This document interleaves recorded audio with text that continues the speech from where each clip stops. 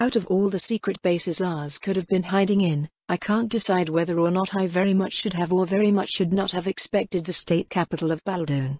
Hundreds of souls, then thousands, then tens of thousands all enter my sensory radius in short order, an almost blinding density to it all that not even Skyhope can compare to. It's weirdly layered in the same way the city Jaleesa scouted is, walkways on top of walkways, bridges on top of bridges, ways to get from the top floor of towering buildings to the top floor of a building across the city without ever getting closer to the ground. It reminds me of the caves above and below Liriope. We once lived on the surface of our island, back far before the progenitor uplifted us into what we are today. Populations expanded, though, and our island is not very wide, so we had to dig down. Down into the stone, learning through trial and error how to make vast caverns throughout the entirety of our island's innards without collapsing everything in a chain reaction of death. These humans have done the same, as they're unable to expand with their land cut off from the rest of the island by the chasm of disdain. But rather than go down, they've gone up. They have bridges instead of tunnels, structures instead of caves, but the philosophy is the same. There's something endearing about that, but I don't really have time to think about it much. I feel him. He's here. My so-called father and his abomination of a soul. We found him.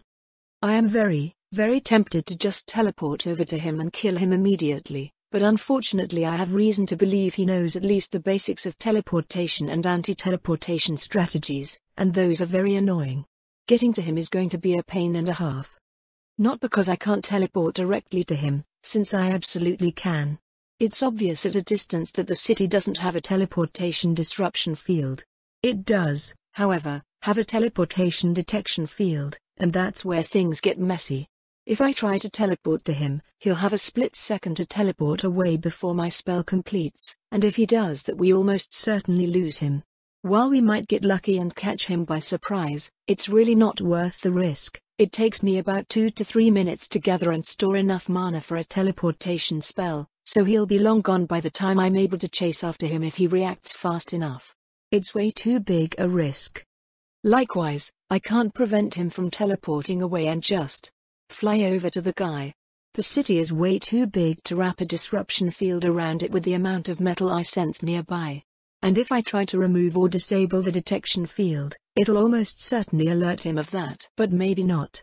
The field is most likely powered by metal spikes driven into the ground around the circumference of the city, and if I can get close enough to one I should be able to figure out how it works and decide our options from there. Of course, that means I'll probably have to infiltrate a secure facility to get access to it, which is another point of failure. So yeah, every option is pretty annoying. What are you thinking? Penelope asks me, and I turn to look at her. We're still hovering high in the air, miles away from the capital. He's here, I confirm. His soul is even more fucked up than the last time I felt it. He still has the disgusting core of flesh-textured darkness, sucking and pulsing and lapping up everything around it, and he still has the obscene grafts clutching onto his core like parasitic larvae. They're far larger and more numerous now, and with my superior Liriope education it's pretty clear what they are, talents. Ars has given himself over a dozen different talents, and there's no way to know what any of them actually do until and unless he uses them on us. That's very dangerous, but it doesn't really change our plan. I don't think there's any way we can reliably prevent him from teleporting away, I tell her. So instead, we have to bait him into teleporting away while I'm in a position to track the teleportation, then follow it and assassinate him after he reaches his destination. Not even Capita can immediately teleport twice in a row, she has to wait at least a couple seconds. Penelope muses. I could teleport us both to him, and then you could teleport us when he teleports away? That could. No, wait. He can do that, too. Potentially. Chain teleports with Capita. They might not have the coordination for that, but it's a possibility we shouldn't ignore. He couldn't teleport last we saw him, Penelope says, frowning slightly. Otherwise he wouldn't have killed himself to escape Site 4 when things looked dicey. And is Capita with him? She is, currently, I confirm. If we can lure her away, that could be an opportunity, but ultimately I think we want to get close to him and force him to teleport first. Then I feed you his destination coordinates, you take us there, then if he ports again I follow after him alone. Can't you take me with you? You're very heavy, Penelope, I tell her. I can do it, but it would consume so much mana I wouldn't be immediately able to flood the area with myself and stop ours from casting, and no offense but I think that's a more valuable tool for the assassination. She nods slightly, a bit irritated by my assessment but not denying it. So, I figure we have two options, I continue. The first is to sneak away as close to ours as possible, making sure he doesn't teleport away until I get within about 50 meters or so. If he teleports within that range, I should be able to track his destination and then we'll be golden. The downside is that if he teleports before we get close enough, we're screwed. The other option is that there's a field around the city to detect teleportation. I think I should be able to jury-rig myself into the detection field's alert system, using it to extend my range and alert me if ours teleports, and to where. If I get that working, he can teleport from anywhere in the city and we'll still be able to nail him, but it'll take a while and we'll have to infiltrate somewhere that's probably fairly well protected. What do people think? Why can't we just do both? Lark asks. Because I can't be in two places at once, I tell her simply. So? Lark asks. Why did you even bring us if you expect us to be useless without you? I signal irritation with my eyes, not that she can comprehend the expression. Our whole conversation kind of got to me in a way I don't understand and I'm not particularly sure that I like. Sure, there were the bits about how I consistently and repeatedly ruin good things in her life, and okay, I can see that. I think it's a little unfair. It's not like I created her fucked up species or anything, but it's not totally unfair. We've had our conflicts, and they were some of the absolute lowest points in her life. I've disliked people for worse reasons. So why am I so annoyed? Is it because of Melik's lingering crush? I don't think it is. Melik might be part of why I'm unwilling to just write her off like I might with someone else, but I'm thankfully not attracted to her anymore. Is it because she's being a brat? She's literally a child. I should be mature enough to take that in stride. Well, whatever. I've got to deal with the situation first. Lark, can you magically reshape a segment of a metal network array without disturbing its function enough to detectably disrupt it? I ask. Well, no, she admits, but... And can you invisibly track down ours in order to record his spatial translocation signature in the event of a teleportation? I press, cutting her off. This is the most important part of the operation. I need her to not be snarking at me and actually contribute. Is it a spell I can just cast and leave on? She asks. Or is there a bunch of nuance in its operation? Huh? What does it matter if you don't know how to cast the spell? I ask. Just teach it to me, Vita. She snaps. I have a perfect memory. I can figure it out in like 5 minutes if you help. Huh? She even has 4 arms. I can actually teach her how to cast it like an Athanatos. Gah, now I look like the idiot again. Oh. That's why I'm mad. I'm mad because I got treated like a kid while Lark and Penelope had an intellectually stimulating conversation. Which, of course they did. I was acting like an asshole. I was acting like Vita. Just Vita. Just the angry girl who doesn't have time for introspection because everyone is out to get her. I've been feeling more and more like that ever since I returned to Verdantop, and I'm not sure I like it. We're on Vita's island, around Vita's friends, fighting Vita's enemies and dealing with Vita's problems. No one here even knows Malrosa, no one would even think to call me that. So I've defaulted to Vita, to old habits and comfortable defaults. I've been griping when I should be listening. Of course Penelope would treat Lark with more respect than she treats me if I'm acting like that. It would have been obvious if I'd been thinking more like Malrosa. So, that's who I need right now. I need to be the war princess, not the lich. I know what that's like, because she's me. There's no reason I should be stuck with old habits. I just have to let myself be myself. I want to do that. It feels like I've been neglecting Malrosa, or something. Or I'm neglecting myself, since that's me? Whatever, it doesn't matter. I know how to walk this walk. I take a deep breath, let it out, and then turn to look seriously at Lark. You're absolutely right, I tell her. My apologies. I've been stressed and dismissive, and it's been problematic for everyone. Splitting up is a good plan, as long as you two don't get caught. I'll teach you the spell, but it'll be a lot different than the casting style you're used to. Are you up for that? Lark blinks in surprise, but nods. I think so, but we won't know for sure until we try, she says. Fair enough, I confirm. You're going to need to watch me closely. Can your mana sight see me? Yes, I taught her to do that, Penelope says offhandedly. Good, I nod. This will use all 4 of your arms. We'll have to modify it a bit since you have 1 less finger per hand, but that'll just be an extra corrective step every few motions. Ready? I show her the first movement, starting in the standard closed position, all 4 of my hands together. I make sure she can see my fingers as I grasp a thread of mana in each, moving them to begin the artful weave. The mana in front of me bends to my fingertips, and though I no longer need to perform the art this way, it still comes almost as naturally as breathing. My arms pull apart from each other, asymmetrical movements flowing gracefully in time with a step from my body, each micro-movement purposeful and timed. Lark, true to her word, does a startlingly commendable job of copying me, but 100 little details are all wrong, and it's the details which make the biggest difference. No, cancel that, you're about to blow yourself up, I sigh, and she does so. Correcting all of her mistakes individually would be a pain, and it would take forever. But she has a perfect memory, doesn't she? Can't I just correct her all at once? I'm going to use motion to guide you, if that's all right? I prompt. You're going to use what? She asks. Huh? Oh. Language barrier. Kineticism, sorry, I tell her. We call it motion. Oh, sure, that's fine, she agrees, nodding. I flicker a confirmation with my eyes, then step behind her to get to work. I seize careful control over her limbs, moving her body into the proper starting position like my mother once did with me. Now channel, and watch the mana as I move it with you. It only takes her about 2 minutes to learn the spell after that. Almost as fast as an Athanatos. Somehow, that makes me feel weirdly proud. Because she's young? Because she's kind of my niece? I don't really deserve to feel proud considering that I barely even did anything, but it's a nice feeling nonetheless. And most importantly, it means she can track teleportation now.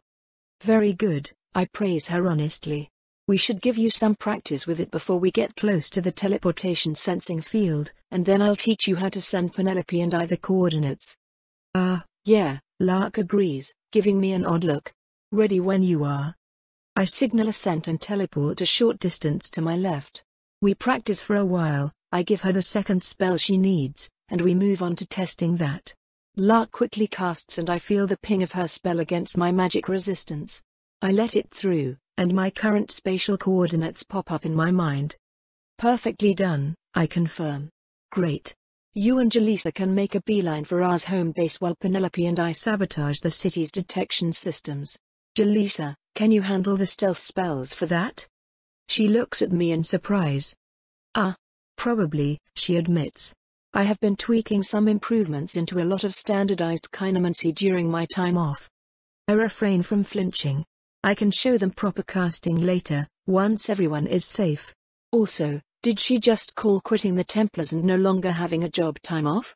That's kind of hilarious, but I'm not sure why. You brought my mundane disguise too, right? Lark asks, walking over and starting to rummage around in Jaleesa's backpack. Yep, Jaleesa confirms. Hopefully it'll be useless, but having another line of defense is never bad. Honestly, Lark admits, pulling out a well-worn owl mask, I just kind of wanted to wear it again. I recognize the mask, but I know it would be a bad idea to comment on it.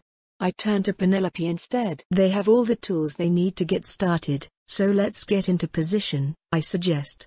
If they fail, they'll likely be in danger, but they probably won't cause an emergency situation, since ours and the splices don't know either of them. But you and I will set off immediate red flags, so we'll have to be extra careful. I don't need to be told the stakes, Penelope answers. It is not as though I intend to allow failure. Hey. I do love her arrogance, sometimes. Fair enough, I concede, weaving all the stealth arts I know around the two of us. Let's head to the closest segment of the detection array, then. She nods and follows as I lead the way, her massive, scaled form moving with effortless grace. I remember how Melik's body felt looking at her, enraptured by the instinctively alluring artistry of her naked flesh. I wonder if that's how Tala reacts to seeing her, since my sister always had an odd proclivity for scales over chitin. That's just how we Athanatos are, though. Strange and unique in our own ways. Though that means we sometimes conflict, wouldn't eternity be boring if we were all the same? The only unacceptable sort of difference is the kind that harms the people of Liriope. The only unacceptable queen alive is my mother. But I'm trying to think about Penelope right now, so I should focus on that. Looking at her now, I don't feel the way I felt when I wore Melik's flesh, which I find comforting. Becoming a lich gave me my attraction to this woman in the first place, but it also took away my comfort with being attracted at all.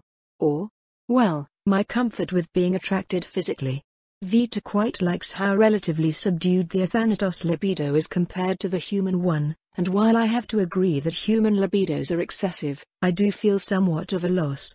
Penelope likes sex, wanted sex with me, but I'm not able to, not even for her. It feels wrong though, like there's something wrong with me for being this way. It's a frustrating contradiction. I'm longing for the ability to give Penelope that joy, but the reason I'm longing for it is the same reason I'm now unable to. I feel like such a mess of contradictions, sometimes. Is there something on my face? Penelope comments dryly. I've been caught staring. I turn my head forward again. No, I tell her. Apologies. I was just thinking. You do seem unusually thoughtful, Penelope agrees. It's not like you to stare. I feel my eyes twist into an expression of mild irritation. I look at you all the time, I protest. Not with physical eyes, she counters. That's odd for you. Well, I'm not sure how else she expects me to. Oh. My head glances down, slightly. My soul glances up. My tendrils seem oddly calm, wrapped up around my core like a lounging cat. I stretch them, briefly, and then let them coil back up around me. I scratch my chest seaty through my armor with one before letting it rest, my anima self all there, all me, but oddly subdued. I know, from memory, that I'm usually moving my tendrils all over the place without really thinking about it. I don't pay much attention either way, of course, so I didn't really notice that I wasn't doing that. I even feel a couple insects in range, yet still alive. But I'm not tired or damaged or anything like that, am I? I certainly don't feel like I am. I don't know what this means. I suppose it is, I concede. I feel fine, though, except for general stress about our objectives. Is that what you were thinking about? She asks. No, I admit. I was thinking about sex. That sparks a slight smile out of her. I do seem to have that effect on people, for whatever reason, she muses. I can't imagine why, you incorrigible nudist, I tell her, smirking with my eyes. At least put some armor on for practical reasons. You say that as if what you're wearing is better protection than my uncovered epidermis, she answers smugly. It isn't. I'm wearing enchanted dragon hide and somehow she's not lying. Still, I can't let her get away with that. Is that why I saw you visibly wince when Lark kneed you in the groin after you popped Galdra's head like an overripe fruit? I have since corrected that weakness, Penelope snorts. I'm insulted that you think I didn't. You corrected the weakness by fundamentally altering your biology and not by just putting on some protective pants? Well, I've always preferred dresses, Penelope answers, staring directly at me and sounding completely serious. We stare at each other for a bit, then both of us start to chuckle at the same time. It's not even that funny, it's just nice. We're nearly to the edge of the city now, and the building which houses one of the metal spikes that generate the teleportation detection field is just outside the collection of sky-kissing towers and bridges. Invisibly, we approach. I'm glad the horrific work you did to your soul hasn't damaged your sense of humor, at least, I comment idly, immediately feeling offense boil up in her soul before getting clamped down on and locked away. Which, of course, doesn't do much to contradict my opinion. There's no reason it would, Penelope tells me flatly. Humor isn't an inherently damaging instinct. It can actually be quite healthy. No part of my principles forbids it. But they forbid you from feeling indignant when I say what you've done is horrific. She shrugs. You're entitled to that opinion, and it is better to be clear-headed when I'm making the decision to argue it, Penelope answers easily. And I must admit, I am curious. Don't Athanatos have custom-designed souls? Do you feel the same way about them? I do not feel the same way about us, No, I inform her. No part of me takes offense to the idea that you've redesigned your own soul. It's how you've done it that bothers me. You are a genius at the art of life, Penelope. My clear superior, even though I've had a better education. But the way you perform Numa? It's self-destructive. Dangerously so.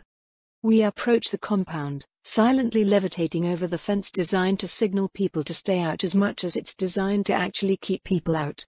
We don't touch down on the other side, instead staying in the air. It wouldn't be wise to leave footprints. It had to be, Penelope admits quietly. I turn to her again, physically looking with my head. I'm self-conscious about that now, but I do it anyway. What? I ask. I existed solely for her, she tells me. That is the totality of who I was. Had I not been trying to destroy myself, I couldn't have come back at all. I take a deep breath and let it out. That makes a sick sort of sense, it really does. The damage to her soul had already been done by the time she got her own claws in it. She had to make it worse before she could make it better. But the damage won't get repaired like this. She has to know that, right? I'm hardly an expert, but I'm fairly skilled at Numa arts, I tell her. I can help you with the healing process. While I freely admit to multiple imperfections, I can handle them myself, Penelope disagrees. Besides, I don't think the two of us agree on what healing me would look like. I can't let you access my soul. I would never do something to your soul without permission, I insist firmly. Do you not trust me? It's not a matter of trust, Penelope dismisses. I can't let you access my soul, Vita. Oh. A matter of principle, then. I go quiet at that, something beyond the obvious bothering me about what she said. The question stumbles out of my mouth before I can even finish thinking it. Can you call me Malrosa? I ask. Surprise crosses Penelope's face only briefly, though her soul erupts with calculations and considerations. Certainly, is what she says out loud. May I ask why? I don't know, I admit. Well, it's not a problem, Malrosa, she assures me, and I relax a bit, signaling thanks with my expression. An expression I'm fairly sure she can actually read, because she has been paying very close attention. I turn away, trying to focus on analyzing the defensive enchantments of the building in front of us despite how I keep getting distracted by my worries. Why do I want to be called Malrosa? I'm still Vita, aren't I? Malrosa can't be consuming Vita, can she? I feel like I'd know if she was predisposed to something like that, since I'm her. Did I just get used to being called Malrosa during my time on Liriope? No, that doesn't make sense. I've been getting called Vita since I got back and I was fine with that. Don't get distracted, Malrosa, Penelope gently chides. I huff out a breath. She's right. I'm a princess. I'm better than this, and I need to act like it. The door enchantments are pretty basic, just a simple magical circuit that gets broken when the door opens. I weave it a temporary new pathway so it'll stay unbroken when the door opens, then telekinetically unlock it from the inside, magically silencing the hinges as I push it ajar. Let's go, I tell her, and she nods. I suppose the security is fairly decent by human standards, and there are quite a few Baldanese people wandering around and guarding the area personally, but avoiding them all is trivial. The complex isn't all that large, either, so making it to the center where I can get direct access to the metal spike powering the citywide enchantments occurs swiftly and without incident. I expected this, of course. The hard part of the operation isn't getting to this thing without being caught, it's deciphering it and modifying it to work in our favor without being caught. That is, to put it lightly, a whole different generation of problems. Anything I can help with? Penelope asks as I run my senses over the metal. I can't see most of it because it's in the ground, so that's a problem too. The whole room is little more than a slightly oversized closet with a few windows to ensure no one can hide in here. Without being invisible, anyway. The spike itself is about 7 feet long but only a couple inches in diameter, with only about 4 feet of it being visible. I can't take the spike out of the ground and actually look at it, so I have to intuit its functions exclusively from how mana flows inside it. Just general overwatch for now, I say. Once I've gotten what I think is a good idea on how this works, I'll ask you to double-check me. She nods and we both get to work. So, The spire has multiple obvious functions, communications with the dozen or so other spikes that form the complete field around the city being chief among them. It looks to be a fairly primitive suite of teleportation detection magic, working by taking constant updates of all spatial data inside the field and comparing it to expected spatial data. When a teleportation spell has a source or destination inside its boundaries, there will be modified data points as a result of the temporary link between two locations. When the source and destination are inside the field, there will be merged spatial coordinates for the same reason, and that can be detected as well. It's very old and inefficient spell work, but unfortunately inefficient doesn't mean ineffective. There are ways to accomplish this sort of magic that would require dramatically less metal and general upkeep to do, but I can't deny that the brute force method still works. And because each spire is in constant contact with its neighbors, simply disabling or modifying the field is a non-starter. If whatever changes I make to this construct are incompatible with the ones it's linked to, the whole place will go on high alert. Thankfully, I don't really need to disable the field, do I? The field isn't stopping me from going after ours, per se, it's just giving us a heads up when I do. The field can stay, it's only the part which communicates the issue that I need to mess with. I start drafting up a plan of action, and of course that's where things start to go wrong. I feel a soul lift up off the ground and start flying at us incredibly quickly. And not just any soul, it's a splice. A big one. A central soul with a series of smaller grafts, talents on talents on talents. And, of course, a deeply ingrained loyalty to ours. I don't know how we got found out, but the splice's trajectory is too spot on for it to be anything but. I hiss with annoyance. Lark and Jaleesa aren't in position. Ours obviously knows we're here now, so he's going to get away. Except, I can still feel his soul, and he's not budging. He's not even worried. I guess he's confident he can get away with Capita next to him? Or does he also know he needs to make sure I'm the one that teleports first? How much does he know about our capabilities? I suppose that until I know the answer, our plan remains the same. If he's going to stick around even though he knows we're here, well, that's his mistake. We've got incoming, I tell Penelope. But the plan is still on. Ours hasn't flown the coop.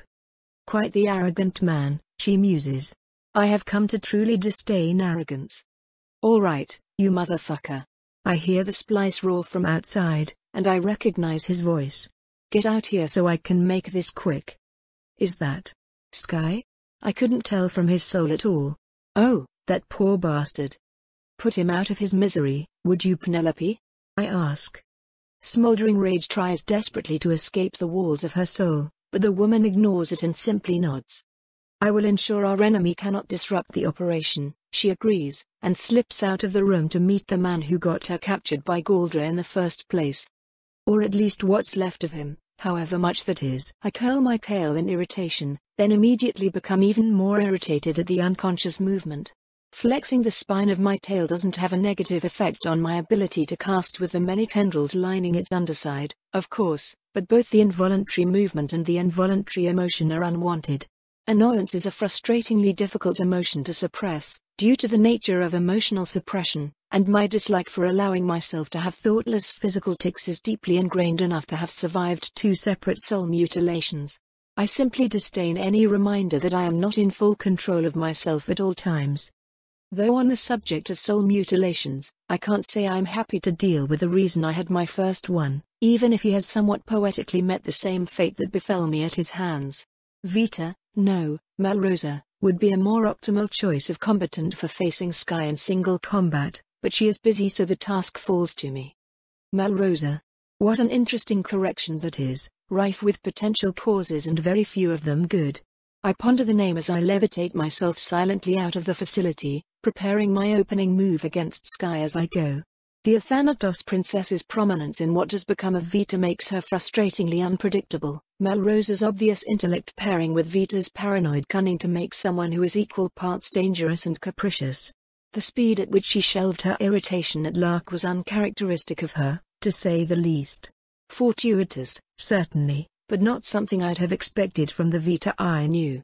Perhaps spending more time with her will allow me to understand her better, to recognize the causes and likely results of her strange mood swings, but for now I have only theories. I can only hope we have the time to properly investigate the issue before it blindsides us at the worst possible moment. You can't escape from me. Sky's voice barks from above. I can feel you. Then why are you blabbering about it out loud instead of getting a preemptive strike off? Not to mention the presumptuousness of assuming I'm trying to escape. I don't respond out loud, of course, because that would be wasteful. It's been a contemptible indulgence to even think about it this much internally. I finally emerge from the complex, still invisible and inaudible because revealing myself just because someone says they know where I am would be foolish. Sky is hovering up above me, still wearing the body I crafted for him, but a quick glance at his soul paints a different picture. He is a victim of ours now, his soul enhanced by numerous pulsating grafts that make him more or less unrecognizable. His core almost looks like it's been turned inside out, hardly even appearing human anymore. Yet he floats in the air with the same smug imperiousness as always, the same impatience for subtleties. He looks the same as he always did, in posture and expression and attitude, and if all that is the same, it makes me wonder what the hideous additions to his soul did change. He turns and looks in my direction as I float slowly up to meet him, closing the distance between the two of us at a sedate pace least likely to appear threatening. I suppose this proves he does, indeed, know where I am, but I remain invisible anyway. Well, aren't you a big one? Sky sneers, glaring down at me. A light telekinetic force crawls over my body, pressing lightly around my face, my wings, my breasts, my hips, my tail, my nether regions. It's not harmful and there's very little I can do to prevent it, so I ignore the sensation. It's so delicate that I suspect most people wouldn't be able to feel it at all. Sky's mouth twists from a glower to a crude grin as he runs his talent over my naked flesh, and he speaks again. Vesuvius, he greets me. I'd heard what you'd done to yourself, but I found it hard to believe. Here you are, though. Nearly 8 feet of woman, as teasingly plump as ever. I'd always suspected you were an exhibitionist, so it's nice to see that confirmed. It figures that your idea of transcending humanity is just making your tits bigger. My breasts are only bigger to match my larger body. Proportionally, they are identical to my former human form. I kept them that way on purpose, partly because I've actually done research and testing on the optimal chest-to-body ratio and it would be foolish to waste that effort, and partially because when I designed this body I was still capable of vanity. I'm not anymore, but my body remains as it is for practical reasons. Attractiveness is a tool, and tools can be used as weapons. But of course, I say none of this either, and merely keep approaching. Sky keeps allowing me to, because he believes he is stronger in close quarters than I am anyway. He might even be right. Nothing to say? He taunts unsuccessfully. Not that I'm complaining. I've never liked your voice. So damn haughty and perfect. You were always more attractive when you were quiet. Or just moaning. I wonder what he thinks he's accomplishing by saying this. Perhaps he isn't trying to accomplish anything at all, and is just being crude for the sake of it. I once would have dismissed it as just that, but Sky is a man that successfully fooled me into believing I had him wrapped around my finger despite the truth being anything but. He is so vulgar that I often forget he is cunning, enough to not only fool me but to run one of the most successful criminal enterprises in the city. Is it just an affectation? Is he aware of the tendency to cause people to underestimate him that his demeanor causes? Or does he simply enjoy getting under people's skin? His efforts are useless either way. I don't have skin to get under anymore, neither literally nor metaphorically, and even if I did I wouldn't be offended by his reference to our frankly quite enjoyable bouts of sexual intercourse. I made those sounds because I knew he would like them, because I was aware he was insecure enough to need the knowledge that yes, he was indeed quite proficient at using his newly physical manhood. Simply telling him so would have been ineffective, so it was better to not use words. That increased his confidence, which in turn increased his proficiency, and we both benefited as a result. Even Capita, busy as she was finding ways to occupy herself on either side of him, was quite pleased with the situation. I have nothing to be ashamed of. Well, I suppose that's not even remotely true, but I have nothing to be ashamed of in regards to my sexual exploits. And if Sky is clever, and I must assume that he is, he knows this. So why mention it? I suppose it doesn't matter. I'm in range now. What's wrong, Vesuvius? Too proud to, Sky starts to taunt again, but I cut him off by turning everything within a 5-foot radius of his center of mass into plasma. It feels strangely fitting to kill him with Galdra's signature spell. He's the reason I miss her, after all. I clamp down on that feeling and lock it away, forcing myself to focus on evasive maneuvers. A furious and now unarmed Sky roars at me, having unfortunately avoided instant death thanks to his unnatural agility. He dives down at me, blood trailing behind him. The open wound gives me an easy vector for infection, and I try to capitalize on it but end up getting confusing feedback from my talent. Holding back an irritated hiss, I dodge Sky's mad assault. Too much uncertainty. I can't use my talent in these conditions. The burning need I feel for obeying my principles multiplies as my talent is denied. That's how my system works, in essence. I could not find a way to stop my talent from urging me to use it. Whenever I repressed that part of my soul, it grew back in mere hours. Perhaps if I carved my entire talent away I could manage it, but I've no way to know the consequences of such a thing and I doubt any of them would be good. So instead, I took that urge and rerouted it. Failing to use my talent no longer multiplies my need to use it, but instead my need to obey the strictures I have imposed upon myself. And since those strictures often restrict my talent usage, it's an effective positive feedback loop. I wouldn't call it elegant, or even truly safe, but it is effective. And that is an improvement over my prior system, just try my hardest to be good, since that was obviously not effective at all. Anyway, I need to focus on the battle at hand. I easily dodged Sky's approach, but it would seem that closing the distance with me was not his objective. Instead, he reaches the ground, carving a gouge into the stone with his telekinesis and launching the fragmented shards in my direction at such incredible speeds that they crack the air like a whip. Pathetic. Such an attack would be harmless to me, even if I took a lucky shot to the eye. But underestimating an opponent is foolish, so I dodge anyway. It is fortunate that I do, because the moment the projectiles fly past me, they explode into searing bursts of heat and force, the shockwave knocking me to the side and causing me to crash through the wall of a nearby building. So, he can turn objects affected by his telekinesis into bombs now. That's new. I shake off some rubble with the flick of my tail and exit the building through a different wall, just in time to see the spot I had landed burst into another set of explosions. I need to move back towards the facility and put myself between it and Sky. He probably isn't allowed to use such destructive abilities in the general direction of the city's defensive network. What's wrong, Vesuvius? I thought you liked it rough. Sky laughs, the blood from his missing arm already slowing its flow. Is that a stump starting to form already? Is he regenerating? I cease maintaining mana flow to my stealth spells so I can focus more on combat. Irritatingly, he also seems to shoot me less while he's talking, which means I am incentivized to banter. Uck. What to say, what to say? Countering with similarly bawdy conversation will only encourage him to continue, and there aren't any angles I can really pull on there.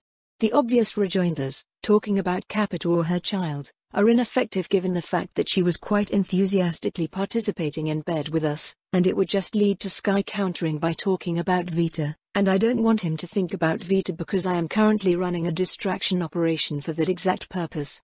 Besides, mentioning her would be similarly pointless to mentioning Capita since Vita could not care less who I sleep with, even if that person happens to be a mass-murdering treasonous narcissist. Although speaking of mass murder, that does give me a good idea for a conversation topic. For a man who wanted to help the poor so badly that he decided to kill all rich people, you're certainly working hard to uphold the status quo, I tell him. Oh ho. Finally sassing Sky starts, but his sentence is somewhat drowned out by all the lightning I take the opportunity to blast him with. He shrieks in agony for a moment, giving me time to reposition, but he does not fall unconscious or die like I was expecting him to. Definitely a talent for regeneration, then, if not also anatomical reinforcement. That explains the issues I was having with figuring out a disease that might work on him. Watch a fucking damn it, Vesuvius. Sky roars at me once I cease channeling my electrical attack. He seemed to be getting more and more resistant to it, so I stopped wasting my energy. Do you have to keep cutting me off when I'm trying to fucking talk? It's the most optimal time to. I briefly cease speaking as I dodge the incoming explosive projectile that I'd been expecting and wait for the shockwave to pass. To attack you, I finish. You tend to get distracted by your own voice. He barks out a laugh at that, to my mild surprise. He seems to be in an unusually good mood overall, Really? Ha. You know, I've never liked you, Vesuvius. This news shocks and saddens me, I lied to his face. But here's the thing, he continues, and I let him this time. I don't hate you, Vesuvius. Not anymore. I hated you for a bit when we first met, sure. I saw you as part of the problem. But the more we got to know each other, the more I realized you were trying to solve the same problem I was. You just had a dumbass way of going about it. Having my methods disparaged by a man whose plan was to kill everyone he didn't like and pick up the pieces later is truly the most scathing insult you've managed to conceive thus far, I admit honestly. I do not hate you either, Sky, though I suspect it is for no reason other than incapability. You have hurt me more deeply than anyone else alive. Many would argue that you have killed me. And I do not bear a grudge over this. A sharp pain in my belly flares when I say those words, but I ignore it. There's nothing physically wrong with me, so it's just false pain from damaged bits of my soul. No, the thing I truly cannot forgive is that you won, I continue. You succeeded with your wild ambition. You did exactly what you set out to do. You carved the rot from Skyhope, extracted a massive, bleeding tumor from the heart of our city. And only then did you realize someone had to heal the wound that made. And so your grand ambition did nothing but bleed out, taking the rest of us with it.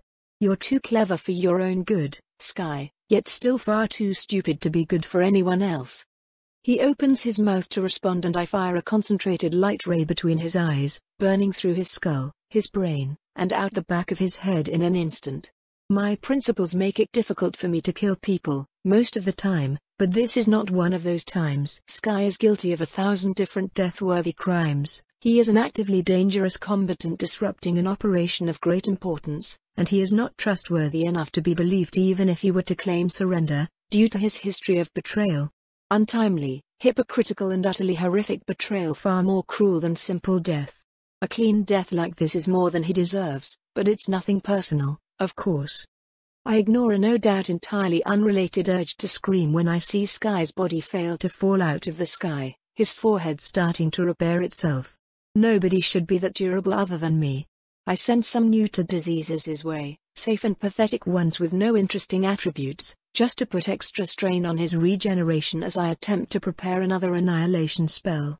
It is exhausting to cast so many powerful spells in sequence, and unfortunately it's not the kind of exhaustion I can simply flush out of my system with what I've learned from Bentley's talent. No, this is the sort of exhaustion that strains the soul, massive amounts of mana entering and leaving it as my tail repeatedly weaves the kind of spells that our nation would have considered impossible just a few decades ago.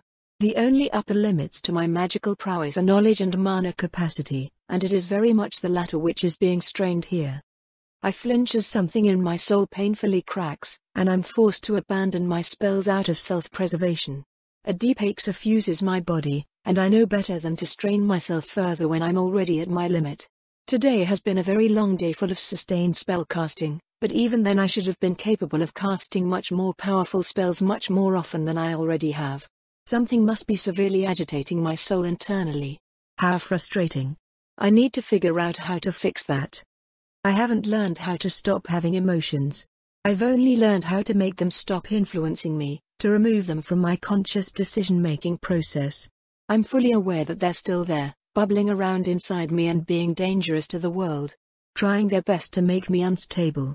It's just another thing I still need to improve. In the meantime, I'll have to reduce the stress on my soul and cease casting all non-essential spells. I let myself drop to the ground, my feet both creating small craters where I land. I glower up at Sky, quickly re-evaluating my options. His brain is probably regenerating based on a backup contained in his soul. I'll have to unbond his soul from his body in order to kill him, either through animancy or raw brute force. And I am currently unable to safely cast animancy 3 times. Sky roars furiously, his whole body shuddering as it finishes regrowing its flesh. 3 fucking times you take a cheap shot at me while I'm in the middle of trying to say something. Then shut up, I snap at him, beckoning with a come hither gesture. Quit running your mouth and try to kill me already. I thought you liked what I do with my mouth, he answers, and I wrinkle my nose. Goodness. The man did not used to be this bawdy. It must be the influence of one of the souls leeching off his own. Maybe that's also why he won't shut the fuck up. The disgusting literal bastard. You haven't earned the right to be listened to, I tell him frankly. That finally gets him to charge me. Good. Now I just need to win a fistfight with a man who can turn metal into dust by just walking nearby and thinking at it. Shouldn't be too hard. Being a proper lady of noble-born origins, I have never been much of a brawler. It's not something I've ever needed or wanted to learn. I didn't put myself in supreme physical condition to ignore the kind of experience necessary to take advantage of that, however. As Sky falls towards me, I lower my stance, taking a steadying breath. Let my entire body be the lever with which I impart force. Let the island itself be my fulcrum. Step. Twist. Strike. I do not strike with a fist, because that would be inefficient. Humans use fists because to strike with the tips of their fingers is to invite weakness. If the finger bends or breaks on impact, you've wasted enough force to more than nullify any advantage one might gain from the reduced area of impact. Obviously, I have no such weakness. I lock my joints, trusting my bones to withstand anything I need them to. My clawed fingertips make for Sky's neck, aiming to divest him of his entire head. The air screams at our movements, but when our bodies meet it is no dramatic clang of blades. I feel like I am striking a vat of molasses that's trying to rip my skin off. Sky's telekinetic power slows me immensely, fighting my every movement and desperately trying to worm its way into my arm and rip me apart from the inside. My natural magic resistance protects everything underneath my skin, however, and the skin itself resists even the obscene forces Sky can throw at them. But still, his defense is enough to slow me. I carve open his neck, but it isn't enough. He dodges enough damage to survive and that's all he needs to do. My whole body is within optimal range for his power now, and he's tearing against my entire body at once, holding me in place as he searches for weak points in my flesh. Which gives him time for his neck to heal, so of course he immediately starts fucking talking again. You talk a lot of shit about the perception event, but that's your problem, Vesuvius. That's the reason I could never like you. You're fake. No, worse than that, you want to be fake. I strain my muscles against him, my heart pounding and body vibrating, but I'm locked in place. Sky floats at eye level, smirking as his telekinetic assault picks and peels at my scales, probing and pressing with ever-increasing pressure. You want everyone to love you and see you as the prim and proper little noblewoman doing everything by the book, working within the system, checking all your little boxes, doing all your grand plans in the shadows and making sure everything is perfect and fucking over as many people as you need to in order to keep looking like you're a good person. And all the while, you're barely helping fucking anybody. For 2 years we worked together, and for 2 years your girlfriend rotted in prison while you did jack shit because you were so obsessed with freeing her in a way that wouldn't get you caught that you didn't care if that meant passing up the chance to free her at all. I growl at him, but I can't do much else with my jaw locked in place. My head and soul throb, and all the while I still can't move. What's wrong, Vesuvius? Sky asks, lessening the pressure on my jaw. Got something to say? For a slave to an abusive monster, you sure do prattle on a lot about how I failed to make the world a better place, I grunt. Us will make the world a better place, Sky insists, his eyes fervent. We'll all finally be equal under his rule. Uck. Bad tactic on my part. There's no using logic to dislodge such an obviously illogical ideology. I strain my leg muscles against the ground and start to make a bit of headway, but he just lifts me into the air and gives me nothing to press on, no way to move. And then he starts to find his way in. The smaller, thinner scales on my tail tendrils, worn from constant flexing and constant motion. He tugs harder back there, and starts to peel me apart. You talk the talk, Vesuvius, I'll give you that. You act like you're mad at all the right people. But you don't fucking do anything about them anywhere except behind the curtain. It's too slow. There are too many fuckers that need to get cut and not enough of you. It was a battle you were always going to lose. Just like this one. There are not many people physically capable of making this body bleed. Sky adds himself to their number, scale by scale. I hear myself growling even louder, but I ignore it. So frustrating. How can I still be so weak? If Vita weren't busy, Sky's soul would already be in a dozen pieces, chewed and swallowed with contemptuous ease. The thought makes my snarl even more pronounced. I do not need her help. I will not let her help. I am First Lady Penelope Vesuvius, and I am no one's lesser. You're absolutely right, I tell Sky, awarding me with my first glimpse of genuine surprise on his face. I won't let you disparage my triumphs. I did make Skyhope a better place, but it's true that I was hesitant, subdued, perhaps insufficiently zealous. I saw the injustice I was trying to fight. But you lived it. Your anger was always greater than mine. Exactly, he hisses, seeming genuinely pleased. You don't have the anger, Vesuvius. You were always one step removed from it, never really caring. You enjoyed being part of the problem too much. I hum in agreement. As did you.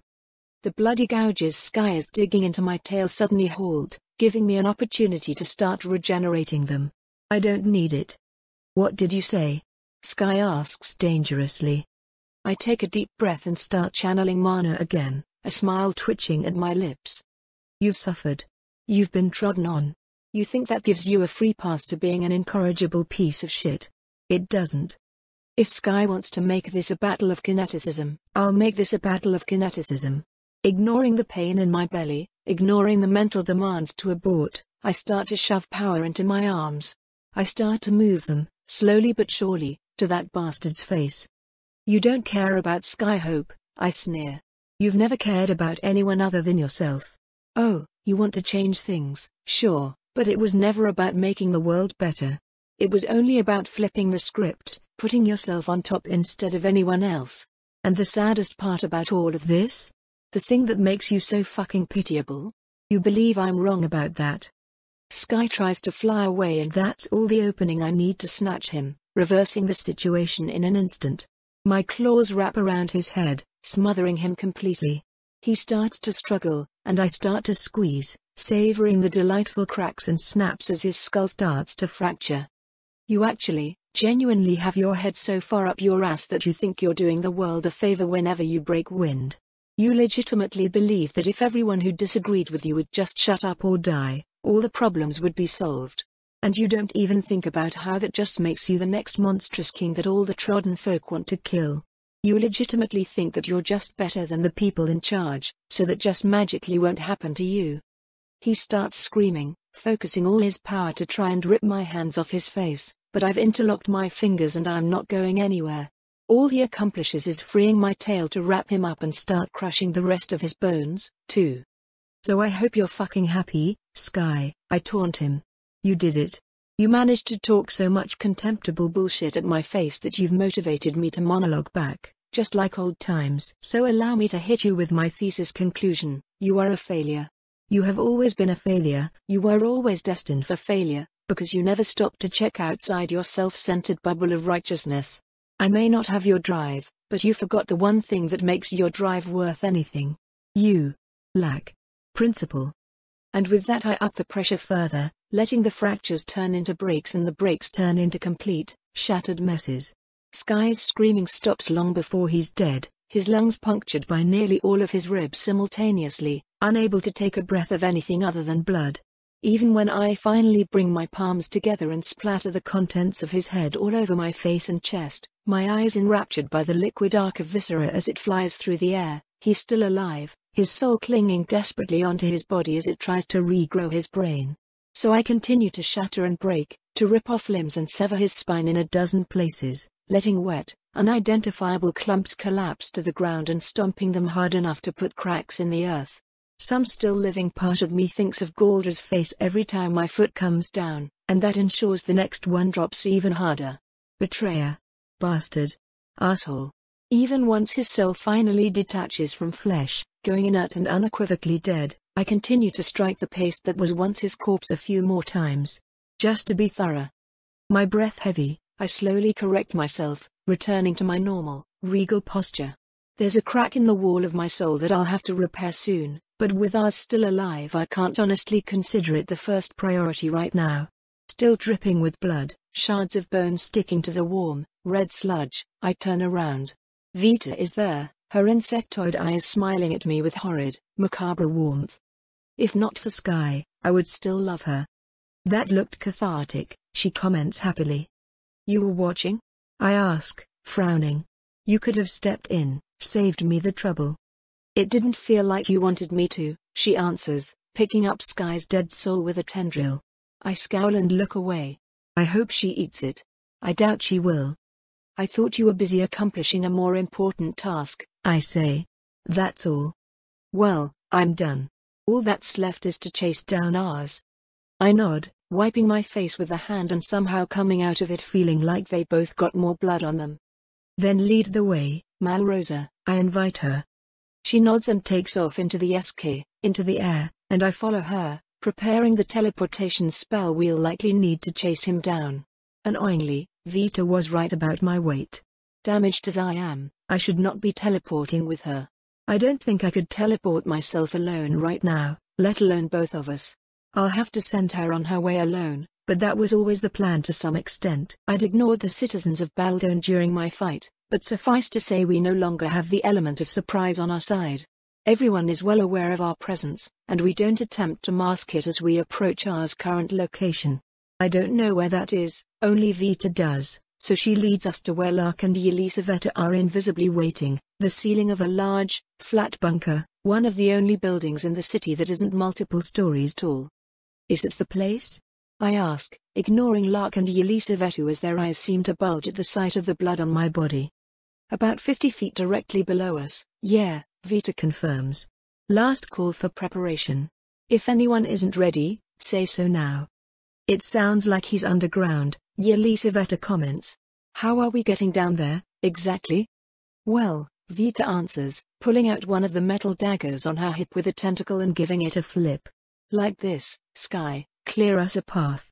She drops the dagger and it falls straight down, obliterating all the matter between us and our destination.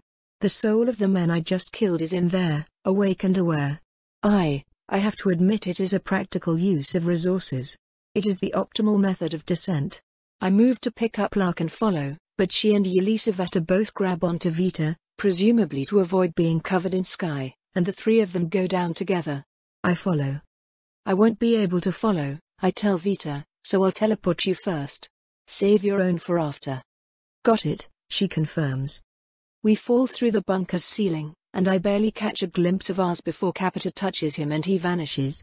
I feel the spatial coordinates enter my mind thanks to Lark's spell, so I touch Vita and she vanishes a moment afterwards, leaving Lark and Yelisaveta to drop to the ground, both of them immediately flanking the teleporter splice. I surrender, both of her bodies stay together, and combined with the vulnerability caused by her pregnancy that firmly puts her in the category of people I'm not able to hurt. Damn. I look around the inside of the bunker, instead. It's a large room, lined nearly wall to wall with naked, sedated Baldanese people, their souls in various states of disrepair.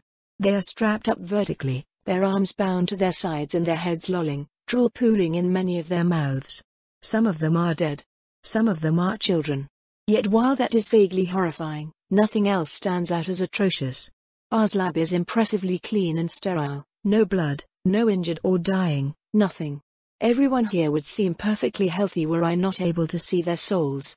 I wonder which souls are in worse shape right now. Theirs, or mine? I'm not feeling like myself at all, I need to do repairs soon. What is this place? Lark whispers. It is the artist's workshop, of course, one of the Capita bodies replies helpfully. The other seems distracted by her own belly, still swollen with the child she holds. It doesn't have a soul yet, its brain still too undeveloped for the Mistwatcher to have given it one. A welcome mercy. You seem oddly unperturbed with us being here, Yelisaveta comments. My role is done, Capita says as if that explains everything. I am to wait until he returns. You are free to do so as well, if you like. Search the area for traps and failsafes, I order the other two. Then we'll start dismantling all of this as safely and quickly as possible. Capita, to me. I am going to knock you unconscious. Okay, she agrees easily. May I ask why you're covered in blood?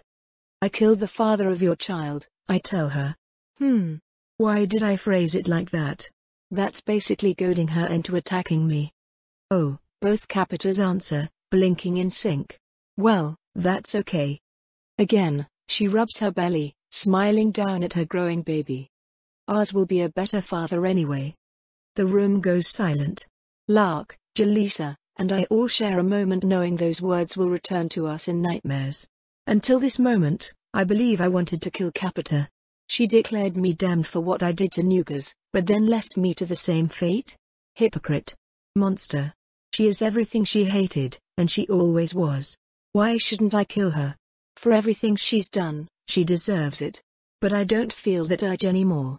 After all, it would seem she's currently experiencing a fate worse than death. I'll have to be sure to remove the part of me which finds that so pleasing.